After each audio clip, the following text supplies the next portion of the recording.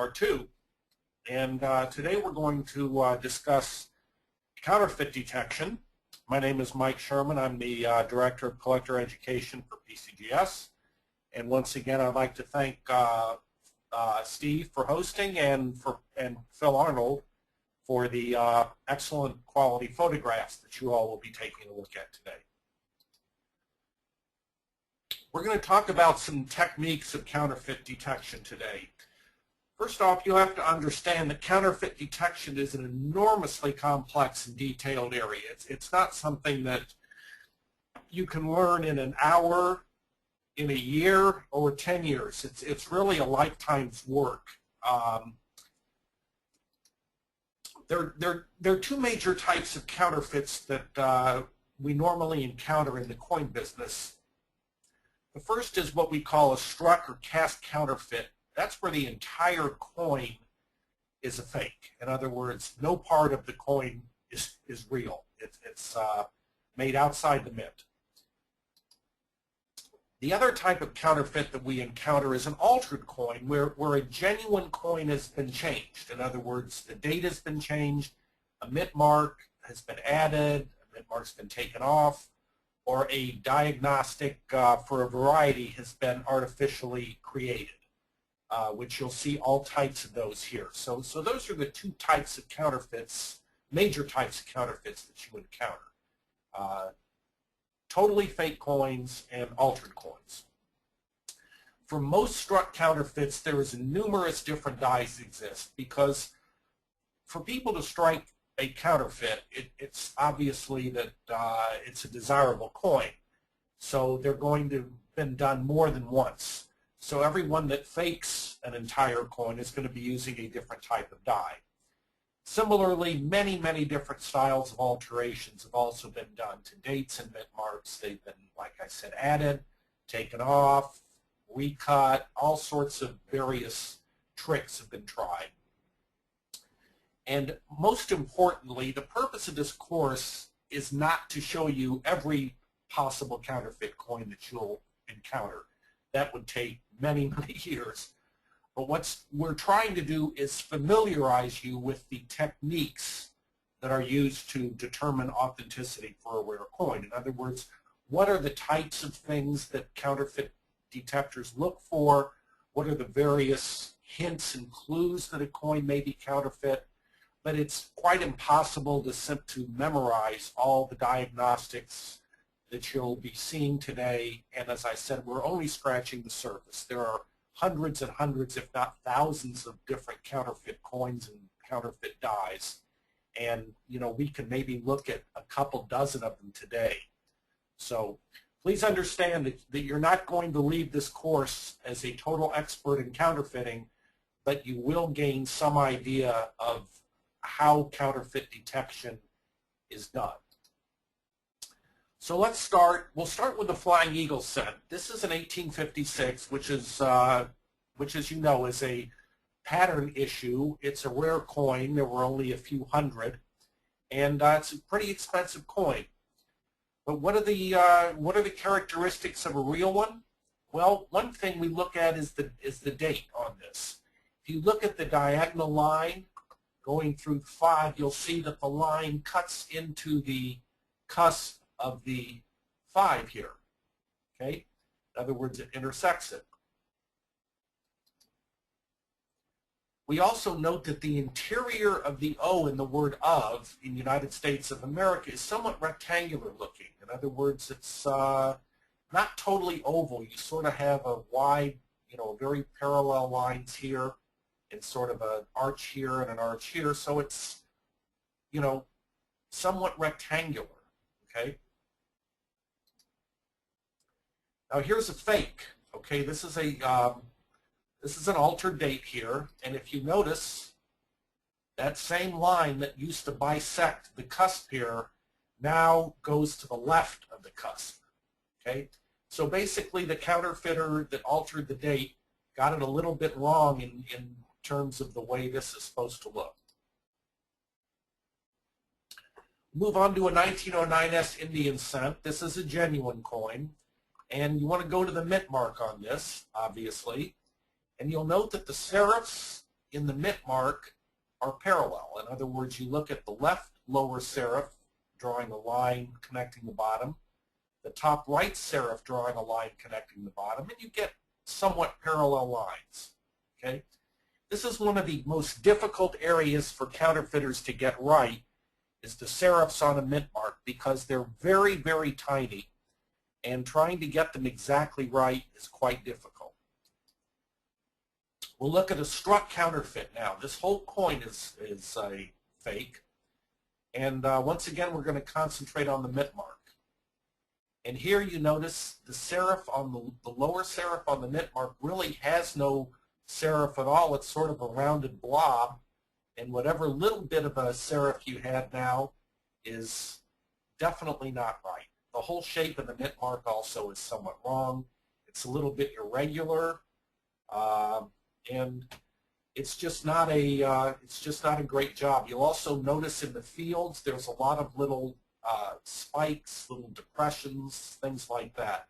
That's very typical of a struck counterfeit, and it's a telltale sign that the coin may be no good when you see these little sorts of irregularities all over the field. Okay, so once again, that's what we're looking for on this particular coin. Here's one of the most commonly counterfeited coins and one of the most avidly collected, the famous 1909 SVDB penny. There's a couple things we'd like to point out on this. This is a genuine coin, and once again, the serifs on the mint mark are pretty parallel and vertical. In other words, you see a nice clean serif on the lower left, and on the upper right, you put lines parallel to them, and it looks good. Now, there are 4 genuine mint mark positions on a 1909 SVDB.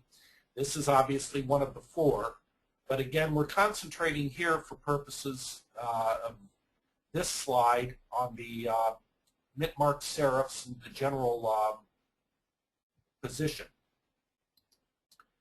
Also notice on the back, the connecting line in the center of the B in VDB is diagonal. In other words, you would expect it to be more horizontal, but it actually tilts down. This is a characteristic of all genuine 1909 SVDBs, is this diagonal center line in the B. So that's one thing that you really do need to look for. Here is a struck counterfeit 1909 SVDB, and we're going to look at our 2 diagnostic things right there. For one, you've got the wrong mint mark position. You see it's tilted a little bit to the left. In other words, you see it's not quite straight. And obviously the serifs are probably not looking very good either. And the center of the B right here is not as diagonal as it's supposed to be. There's a little blobbiness up here, but the main connecting line here is somewhat horizontal rather than being diagonal as on the real one. So that is a good tip that this coin was no good. Okay. Now, another coin about to celebrate its 100th anniversary, and probably the second, one of the second most famous Lincoln pennies, is the 1914D penny. This is a genuine coin right here, and if you take a look, you see the mint mark is sort of somewhat low looking, and you'll see some very nice looking serifs on the D. We'll take a closer look. They're parallel, in other words, right here along the bottom and along the top, and they extend quite a ways out to the left. Okay, this is a again, this is a genuine 14D with a nice uniform mint mark and nice serifs. This is an altered date. Okay, and what's interesting about this particular altered date, you notice the distance between the 9 and the 1 here. In all likelihood, this used to be a 1944D. In other words, it was altered from a 44. And one of the other things that you need to look at, which we'll take a look at in a second, if you look very carefully down here, you'll see VDB on the shoulder of Lincoln. Okay, that was added in 1918. So when you see VDB on the bottom of Lincoln's bust here, that is a very good clue that that coin was struck 1918 or later. Okay, so again, we'll take a look. There's too much space between the 9 and the 1. You'll note the D is not very good looking at all. The serifs are not sharp, do not extend very far out to the left. The whole mint mark is way too close to the date. And again, note that VDB on the shoulder. That's sort of hard to see, but there is the V, here's the D right here, and the B's right here. Okay? So once again, those are two very good telltale clues that this coin was no good. Here's another fake 14D. This one is a struck counterfeit. And one of the things you'll notice on many struck counterfeits is sort of a kind of a roughness to the surface, kind of a pebbly look that sort of looks a little bit sandblasted. This whole coin is just sort of has that general sandblasted look to it. So that's one thing to look for.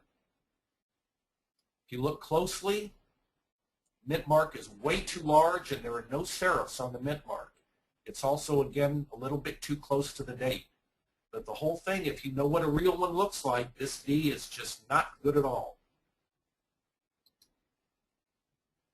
Finally, we'll look at one more struck counterfeit, another 14D.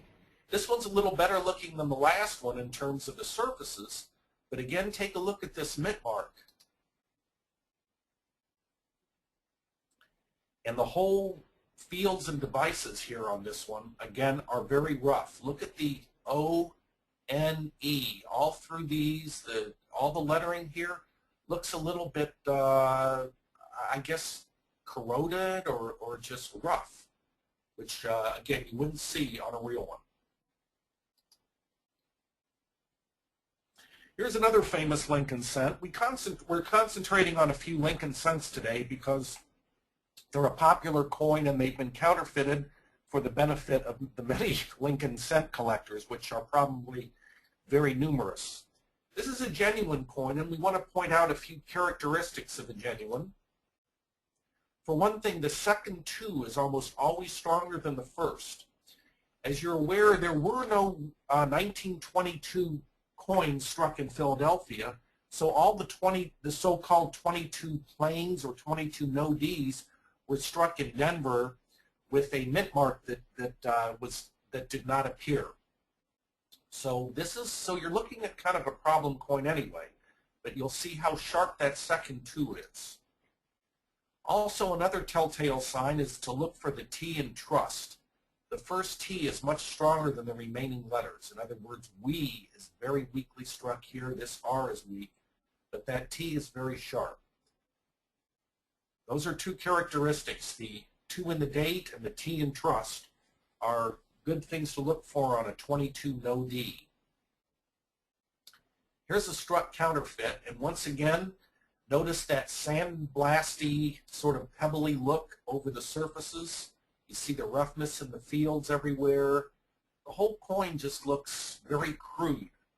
This is, again, a struck counterfeit. And notice that that first 2, rather than being weak with a sharp second 2, both of them are fairly strong. In fact, the first 2 is stronger than the second 2. So that's a very good indication that you're dealing with the problem coin. And second, many counterfeits, especially struck counterfeits, have defects in the die in some cases. And on this one, you have a raised lint mark on Lincoln's cheek and jaw, which is very easy to see. Okay? So over the years, when we examine many counterfeit dies, we notice problems or what we call diagnostics on the die to look for. And this is one that we look for on this 22 plain or 22 no D penny. One more famous Lincoln cent, the 55 double die, and this is a genuine coin,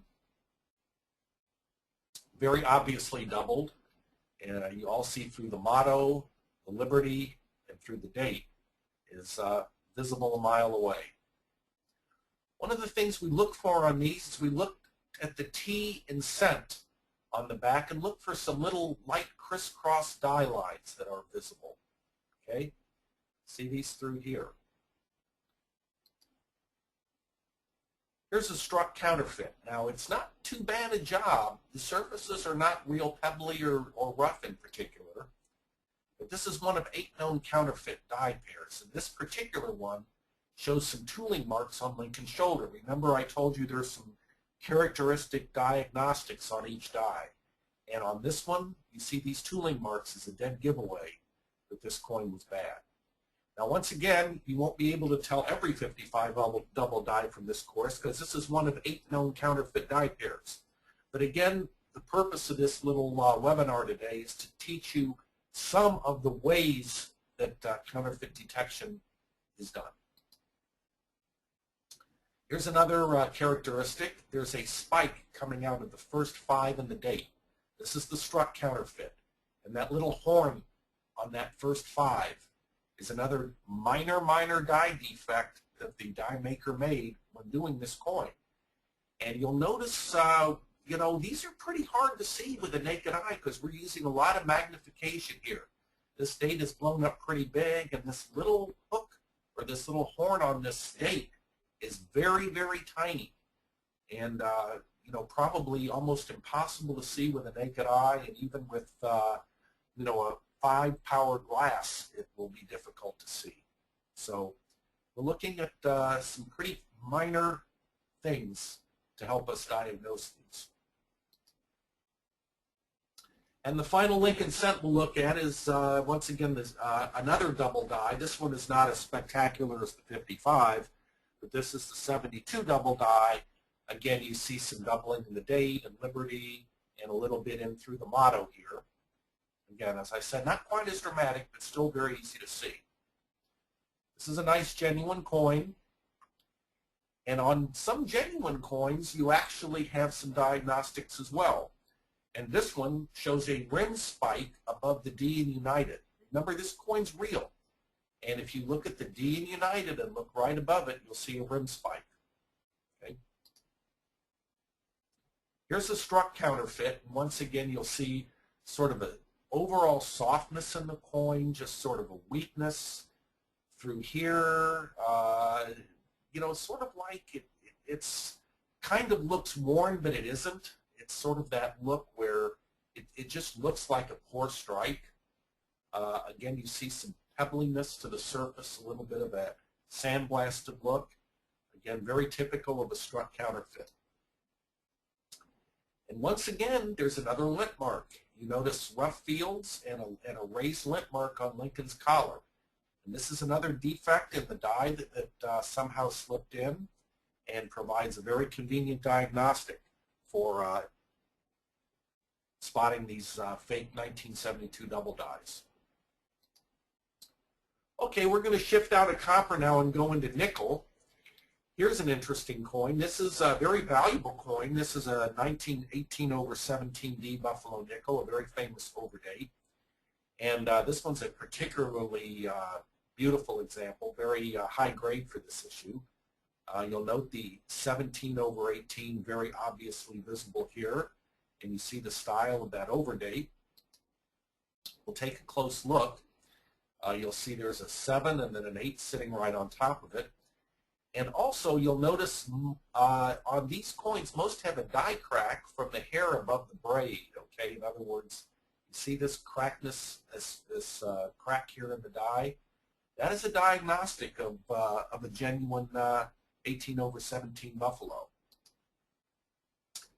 Here is a counterfeit here, and while it doesn't look horrible at the outset, if you look closely, you'll note the poorly executed overdate. In other words, see how that part of the 7 kind of bisects the top of the 8.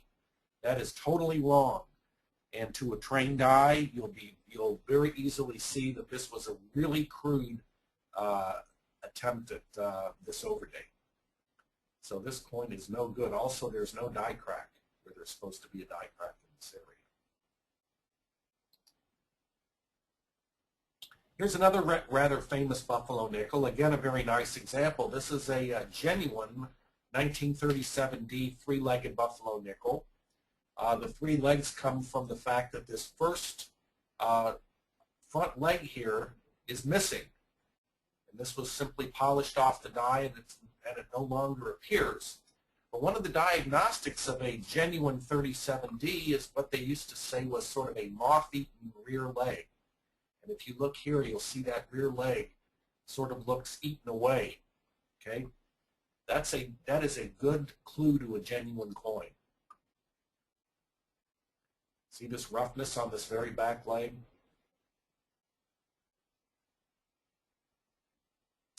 Something to keep an eye out for. Now, also on the back of the Indian's neck, you very often see some roughness here. Okay, this is a genuine coin, so you want to look for that rough right back leg and that roughness in the back of the Indian's neck. Here's an altered counterfeit, okay? Now this coin was genuinely struck, but it's been altered. And one of the first things you'll notice, there's the missing front leg like it's supposed to have, but check that back leg out. There's no more roughness, or it's not eaten away at all. So that's a perfectly normal back leg, okay? So you had that front leg was removed, but that back leg is not moth-eaten like it's supposed to be. So that's a clue on that one. Here's a 1795 half dime. Now, early coins are very often counterfeited simply because of their value. This 1795 half dime is genuine. Now, again, you've got a weak strike, which is very typical of 1795 half dime. Actually, all pre-1809 silver is very often has weakly struck areas. But there are some good well-struck areas. You look at the date area here. We'll concentrate on that. See, it's very sharply cut date but very smooth surfaces. In other words, a very professional, nice-looking effort here on the part of the mint in 1795 to do a very sharp job with this date. So this is a genuine coin. This is a counterfeit here, okay? And you see some, a miserable strike on the eagle in the back and just sort of an overall crudeness to the coin. But once again, we're going to concentrate on the date and take a close look. You see the roughness in the fields, various depressions, depression here, here, here, little spike here, depression here. Those spikes and depressions are not normal, and you'll often see that on these counterfeits. And also, if you look at the date, you just sort of see some problems with the digits here. The 7 doesn't quite look right. This 5 is kind of rough. The whole coin just has a problem look. Now, again, you're having to use some magnification to see all this. But once again, look for these spikes and depressions in the fields. Okay, that's a very good sign that something is wrong.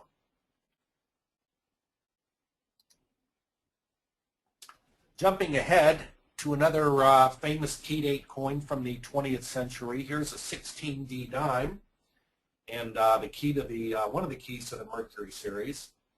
And once again, you want to take a look at that mint mark because that is very frequently cause for a problem. We'll take a close look now. This is one of 4 genuine mint mark positions. All of them have a triangular center to the D. In other words, you see the center D is a bit of a triangle shape. And the serifs, if you extend the serifs of the D out, you'll see they're parallel to the E in 1. In other words, they go right into the center of the E. Okay? That's the sign of a proper mint mark here.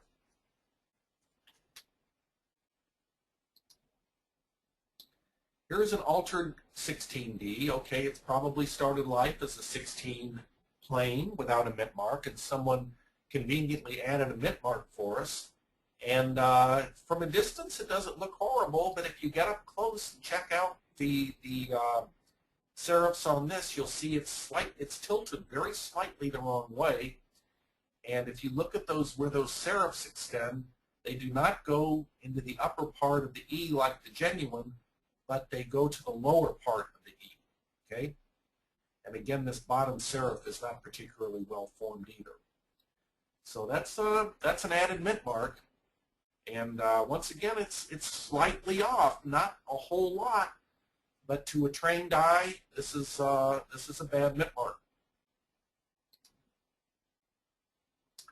And one final mercury we'll look at, this is the 42/1, okay, one of the last really spectacular overdates in the U.S. series that you'll see. And one of the things we look at here, we take a close look at the date, and we notice the 1 and the 2 are pretty much equal depth. In other words, it's hard to say on this if the 1 is over the 2 or the 2 is over the 1. Okay, they sort of look equally there. Okay, and that is a one of the diagnostics of a genuine coin. Here is a counterfeit 42/1, and if you take a good look at the date on this, you'll see the 2 is very clearly sitting on top of the 1. Okay, so that is a diagnostic of possibly of a counterfeit coin, is that 2 and the 1 are not sort of sitting together, but the 1 is definitely beneath the 2. So once again, counterfeiters do a reasonably good job to an untrained eye, but to a trained eye that knows what it's looking for, that thing stands out pretty clearly. Okay.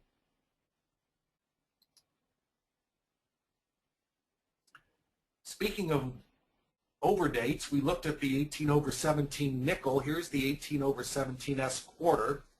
This one's a genuine coin, and obviously, as you can see by the grade, a very high-grade coin, and consequently a very expensive and valuable coin. Notice the date here and the die dot to the left of the right star. In other words, here's our right star. You've got a little die dot that sits right there. That is a characteristic of a genuine coin. Okay. Here's a struck counterfeit, and once again, you'll notice there's sort of a cleaned, fake-looking texture to the coin. The interior lines here are very soft and weak, and you know, again, this is a coin that just to a trained eye looks funny. And if you look up close, they did a really pretty reasonably good job. That date looks pretty good, but it's missing that die dot to the left of the star. Okay, so that's one thing that that's, again, knowing the diagnostics of these things is one of the things our experts always look for when they're looking at one of these coins. Again, there's been worse work done. This is really not too bad a job on the date, but it's missing another important diagnostic. 1932 DNS quarters are one of the more frequently counterfeited coins, once again because they're a key date in a popular series. And any time you have a key date in a popular series, it's going to draw the attention of the counterfeiters.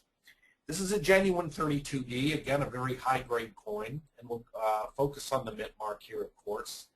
I've shown 2 examples of genuine mint marks. The mint marks sort of sit a bit in a well, and the serifs extend to the left, past the upright of the D. In other words, here's the upright, and these serifs come way out, and both of these are genuine. Okay, see, it's very straight, parallel, and very pronounced serifs on these. Now let's look at a bad coin here. This is a counterfeit 32D. And once again, other than looking a little clean, it doesn't look too horribly bad. But if you get up close to the mint mark, you see the added mint mark has no serifs hardly at all and sits kind of right up there on the surface. And on this bottom one, it just sort of has the wrong shape. You've got serifs here on this, but the sort of that whole mint mark just looks a little bit large. Okay. Again, you have to know what the genuine article looks like, but neither one of these have the proper serifs on the mint mark or the right shape. Here's a 32S. Again, this is a nice example. This is an attractive example, and we'll take a good look at the mint mark, of course. Notice on this coin, like almost all genuine coins, you have crisp, even serifs on the mint mark. Here's your serif here and your serif here. Nice serif here, serif here. It's a nice balanced looking mint mark. It's even. The top and the bottom are roughly the same size. And again, if you draw parallel lines on the serifs, you'll see that they pretty much go straight up and down for the most part. Very attractive looking coin here. Here's a counterfeit 32D, and once again, you know, looking at the obverse, it's not a bad job. But let's take a look at the mint mark and see what the problems are. On this top coin, you'll see the whole mint mark is very mushy, okay? And it's just kind of a mess. It sort of seems to sit there on the surface and not be very sharp at all. And the bottom mint mark is just not proper at all. And you see there's a great deal of thickness over here. Our serif is going off at an angle on the top, and the bottom serif is coming off at an angle down here. So once again, they got the mint mark on there, but just not quite with the right shape, and certainly not with the right serifs. So that is one of the keys. Anytime you're looking at a, you know, usually one of the 20th century or late 19th century mint marked key dates, take a good look at the serifs on the mint mark and the shape of the mint mark, and see, you know, make sure that it looks like the real ones are supposed to. Here's an interesting coin. The 21 Walker is a good date for a Walker, and we're going to take a look at the date on this one. The 2 in the date is the critical thing here, and you'll notice that the genuine coins, the base of this 2 looks very natural and has a slight curl to it with a little kind of a hook on the end. Okay, both of these are genuine. Okay, and if you see the shape of the 2 and the shape of the base, you see that slight curve and that little extension, that little hook on the end where it's a little thicker here. That's what you want to see on a genuine 1921 Walker. Now, because it's a key date, the counterfeiters have gone to work and altering the dates. This one sort of stands out from a mile away. You look at the 2 on here, and we're going to look at a couple of fake 2s on here, and you see poor shape. There's no curve on that, and that bottom sort of comes up, but not both directions. Okay, it's just sort of wrong looking. And here's another fake 2 on this coin, and you look at the base on this, and it is absolutely straight. There's no curve to it at all. There's no hook on the end. It's just an absolutely flat base that sits there. And both of these coins are diagnostically bad, particularly from looking at the 2 of the date.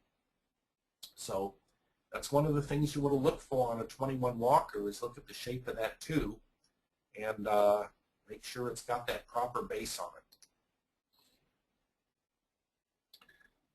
Here's a $17.99 that is a lovely genuine coin.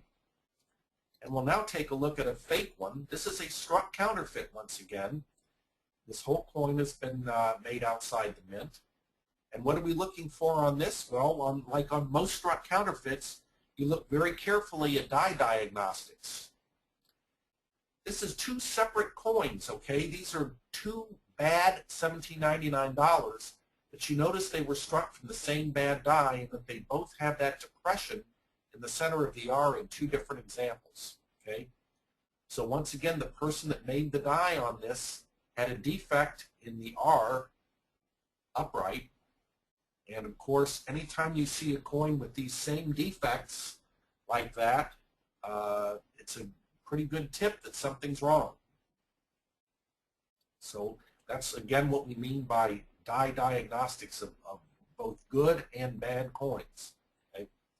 So that's something, once again, that we keep in mind anytime we look at these. Here's another example of a $17.99 struck counterfeit. A lot of bust dollars were struck counterfeits. This one is just a totally different type of coin in that the entire coin, again, looks sandblasted. It's very typical of a crudely struck counterfeit. Most collectors will not be fooled by a coin of this poor quality. You're looking at the surface here, you just see all sorts of light porosity, which you normally wouldn't see on a genuine coin. Numerous depressions, rough fields, blurry devices. This thing is pretty much a lousy job, very poor die work. But once again, we show that to illustrate that, you know, fake dies can be both good and bad. And, you know, just because a coin looks like this doesn't mean that one that looks better than this is not counterfeit. Okay. Here's a very, very popular Morgan dollar, a 93S. It's one of the keys to the series. Obviously an extremely valuable coin, particularly in high grade. Here's a genuine example. And let's first take a look at two diagnostics on a genuine 93S dollar. One of the keys is the this T in Liberty. You see this cut line here through the T in Liberty? This is a very important diagnostic on a 93S, which all genuine 93Ss have this. And it's one of the first things people look for. The other thing that you need to look for is you see the bottom on the R here, you sort of see a couple things that look a little bit like rabbit ears coming out of the bottom of the R in Liberty. These are two telltale diagnostics of a genuine 93S dollar, particularly this cut line in the T. It's quite easy to spot. Also, you want to look at the mint mark. You see the nice balanced S with parallel serifs. Okay, again, this is pretty much characteristic of all genuine mint marks, are nicely shaped parallel serifs and just a very nicely shaped mint mark. Here is a counterfeit 93S.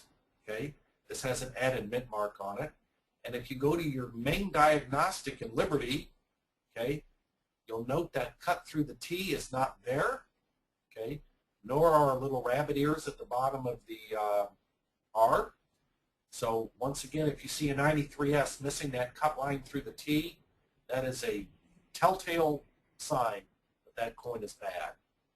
And if you also look at the S mint mark very closely, you'll see once again the serifs are not parallel. This one is coming up at a bit of an angle, and the whole center of the mint mark and this lower portion just is a little bit too fat. It doesn't have the proper balance to the mint mark.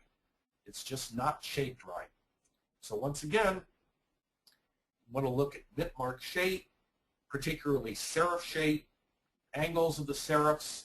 That's a very, very important clue in a lot of these added mint mark coins. And the last coin we'll look at today, before we go to questions, is 1874 trade dollar. Okay, this is a genuine example.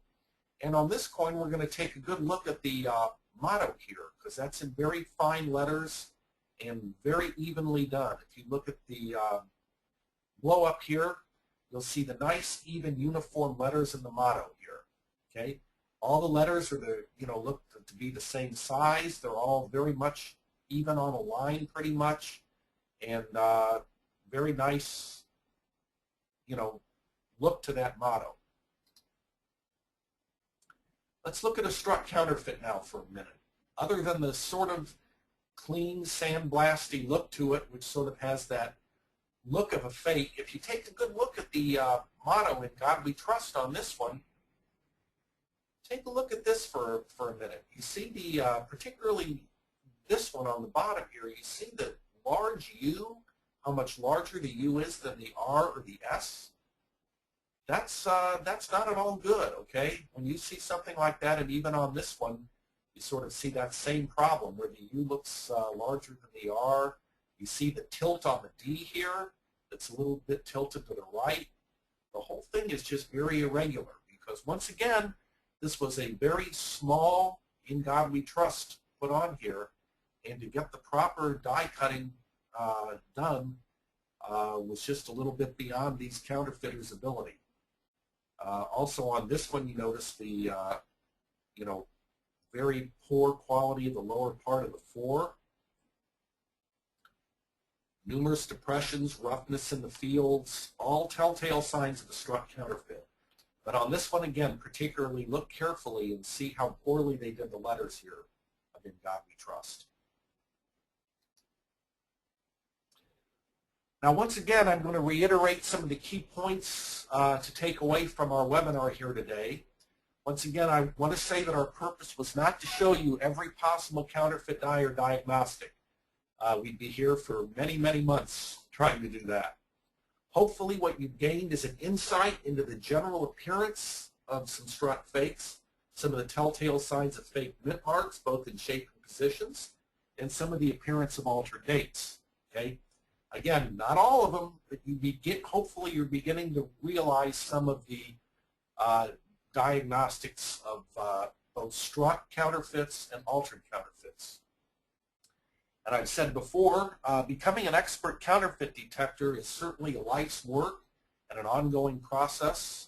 New counterfeits are being made every day, and even the greatest counterfeit detectors in the country, which we have one here on staff, has not seen every counterfeit. It's that simple. There's always something new. So we want to stay on top of it, and it's an ongoing process. So at this point, I'll be happy to take your all's questions if there are any. I can't see any of the questions coming up because I'm sharing my screen, but we're going to go basically off to a partial screen here, and I'll be able to see if there were any questions.